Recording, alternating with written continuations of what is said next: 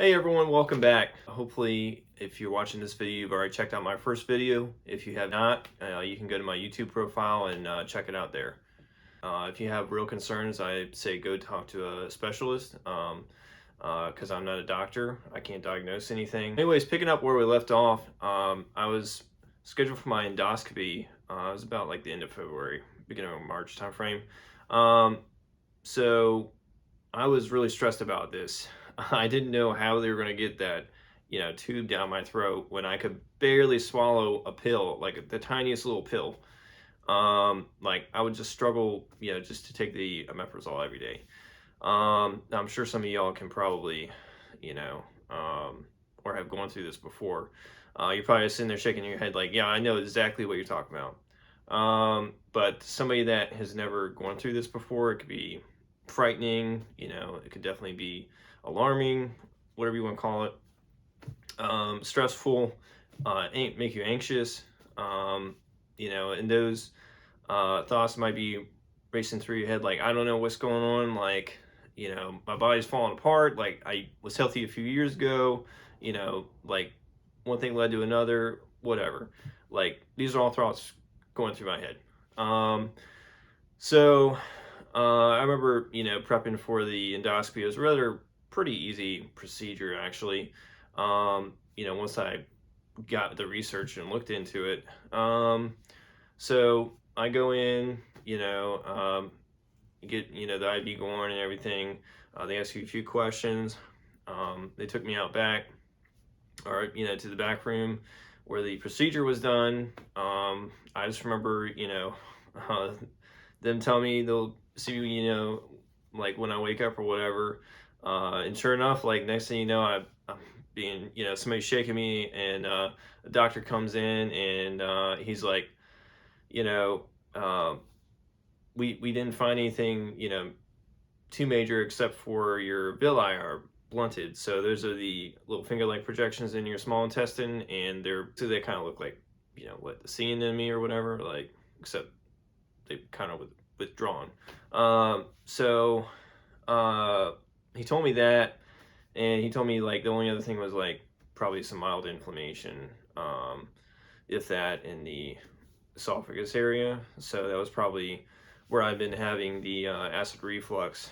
But I was like, mild inflammation. I'm like, are you kidding me? I need to see what extreme inflammation would be like, or even like, medium. So,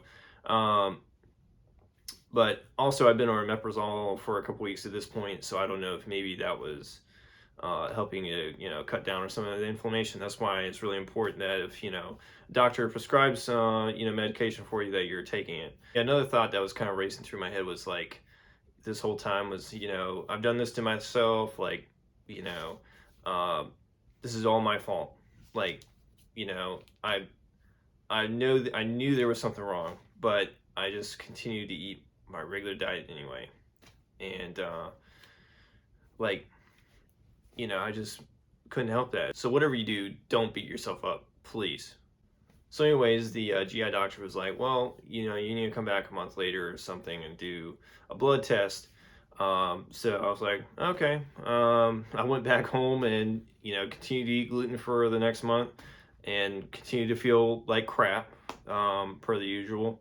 I come back a month later and we do the blood test, which is five, like, they're five separate tests, but it's like the celiac panel. And I was positive on three out of the five, which was, they told me it was like mild to moderate celiac disease or whatever. So between the blood panel and the endoscopy, I was positive for celiac disease. So I was kind of relieved after the diagnosis. Is like, yes, finally, after all this time, all these years, like however many years it's been, 10, 15 years I've been having symptoms, I now finally have a concrete diagnosis that, yes, there was something potentially that was bugging me this whole time. I don't know how long I've had celiac disease, but, at least know I was probably sensitive to gluten this whole time, and I've been eating tons of it. I mean, tons of gluten. Staple in my diet was that and potatoes and maybe beer. And I just remember feeling, you know, after the endoscopy, when I was laying there, I was like, and, you know, the GI doctor came in and told me, you know, what he had found. Like, I just felt, you know, this kind of relief. Like, you know, I kind of have this, you know, diagnosis, but not quite. And I just remember that feeling. Just wanted to add after the initial diagnosis that I felt very distant from my family and my coworkers, you know, significant other. Like, you just feel very alienated, kind of, because you're eating differently. You can't eat what you used to anymore. You know, changing out your pans if you want to do that. It can be a very, you know, difficult time. You know, leading up to it and then after the diagnosis. It's all just a, you know, a cluster. So I just tried to, you know, explain the best I could to, you know, educate my coworkers, my family, my significant other. Hopefully, they're all very understanding, you know, and they should be. They should be open to, you know, different idea. They should understand, like, you haven't been feeling well, so this is going to, you know, you just tell them, like, this is the new you. This is the new you. Okay, so they can either like it or they can, you know, dislike it. And if they dislike it, then, you know, you just go on your way and, you know, you make some new friends or whatever. And, you know, your coworkers, they're just gonna have to deal with it. So also another thing, like, I had been losing some weight at this point, which I had been, you know, a healthy weight most of my life. Like, you know, when I say healthy, I mean like a little extra weight, if you know what I mean. I was like 6'1", like 230 to 240, 245 sometimes. I think that most I ever weighed was like 250. So I had a little weight to lose, but it wasn't like I was extremely overweight. Um, but then I would say the first couple of months, I had already lost 20, 25 pounds.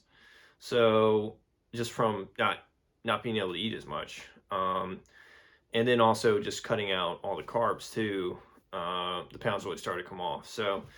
Um, so to address the weight loss thing, I just kind of, you know, eventually you just get kind of used to it. But, you know, going through it, I would say really the best thing you can do is just try and, like I said, educate people on it. Just tell them this is the new you. So I'm going to provide some links to you guys in the description below.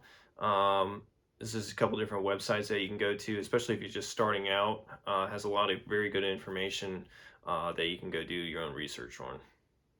So I just wanted to put it out there. I'll be trying to get some other videos out with the post-diagnosis celiac living, and, you know, some things I've done to try and recuperate, you know, recover. And one of those things is actually trying to sleep better. If you haven't checked out my other video on do blue blockers improve sleep, check the video out. It's going to be right here. Just click right there. Thanks for watching, guys. See you next time.